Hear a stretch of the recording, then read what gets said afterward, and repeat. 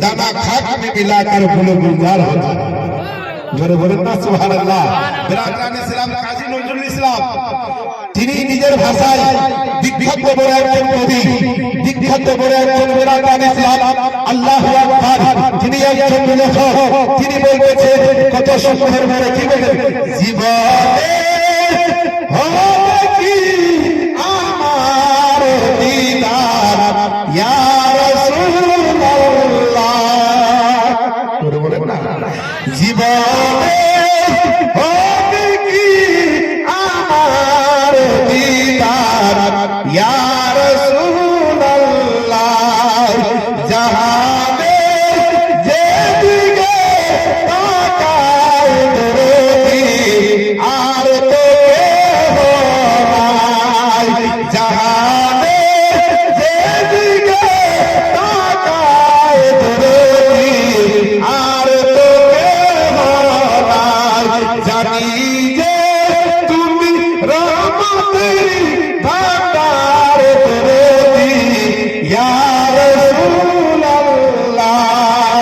কাজী নজরুল ইসলামের তিনার মুখে দাড়ি ছিল নাই।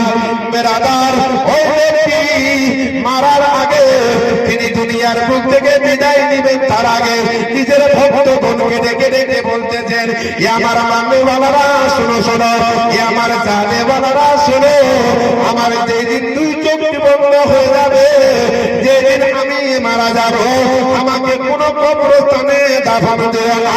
আমার দাফন আমাকে মাটি দিও মসজিদের পাশে। বলেন না বলেন না সুবহানাল্লাহ। কাজী নজরুল ইসলাম তিনি বলছেন যে আমাকে কবরস্থানে দাফন দিও না, আমাকে অন্য কোনো জায়গায় দাফন দিও না, আমাকে মসজিদের পাশে দাফন দিও। তো তিনার মাননেওয়ালারা, তিনার ভক্তগণেরা জিজ্ঞাসা করলেন, হুজুর আপনি এই কথা বলছেন কেন, কারণটা কি? আল্লাহু আকবার। দেখুন কাজী নজরুল ইসলামের বিরাদরান ইসলাম ইমান, কাজী নজরুল ইসলামের সুবহানাল্লাহ ইমান কত পাক্কা ছিল, ইমান কত মজবুত ছিল। তিনি বলতেছেন আমার মসজিদের পাশে যখন দাফন হবে, আমার যখন কবর হয়ে যাবে, যখন কোন মুক্তাদি মসজিদে জায়গা করতে যাবে, যখন মুক্তাদি হেঁটে যাবে, ওই পায়ের ধুলোগুলো যদি আমার কবরে পড়ে যায়, তাহলে আমার কবরে আর আযাব হবে না। জোরে বলেন না সুবহানাল্লাহ, সুবহানাল্লাহ, সুবহানাল্লাহ। আর জোরে বলেন না, বলতে আমার কবরে আযাব হবে না।